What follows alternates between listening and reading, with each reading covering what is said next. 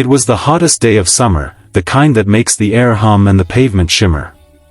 I was landscaping a beachfront property, sweating through my shirt, hauling mulch, and trying not to think about how far behind I was on rent. She was there when I arrived, reclined on a white lounge chair, sunglasses on, a floppy hat shielding her from the sun. The kind of effortless calm that money seems to buy.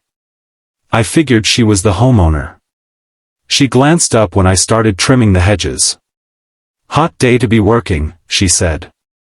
"Pays the bills," I answered with a grin that probably looked more tired than polite. She smiled faintly, then went back to scrolling through her phone.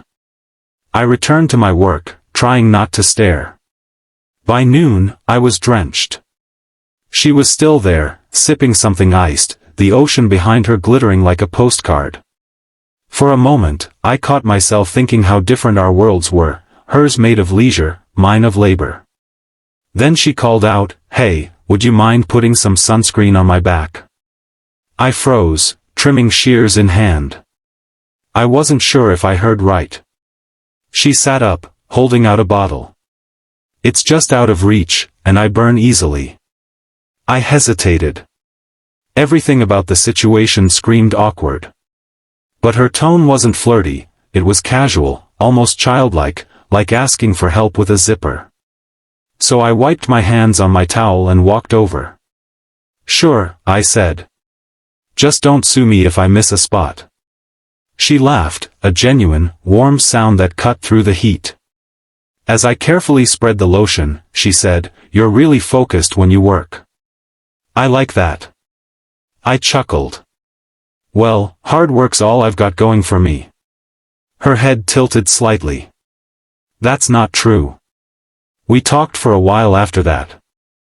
Her name was Leah. She wasn't the homeowner, just house-sitting for her aunt.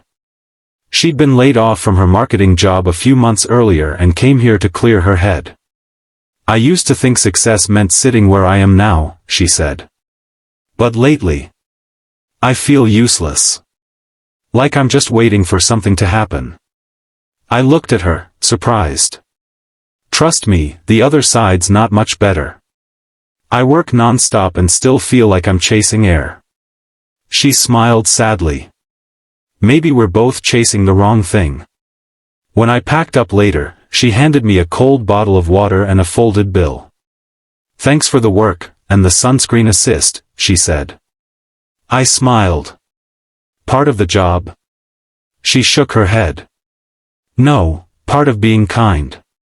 A week later, I got a call from the property owner. "Hey, this is Mrs. Bradley.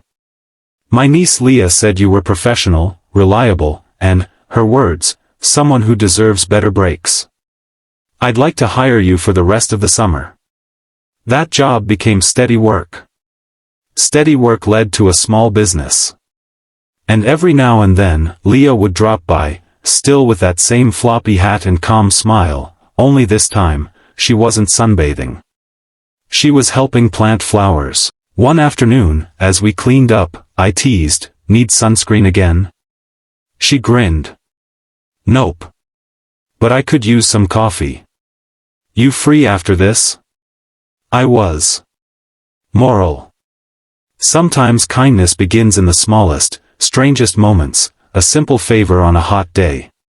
You never know when a brief act of help might become the start of something that changes both lives.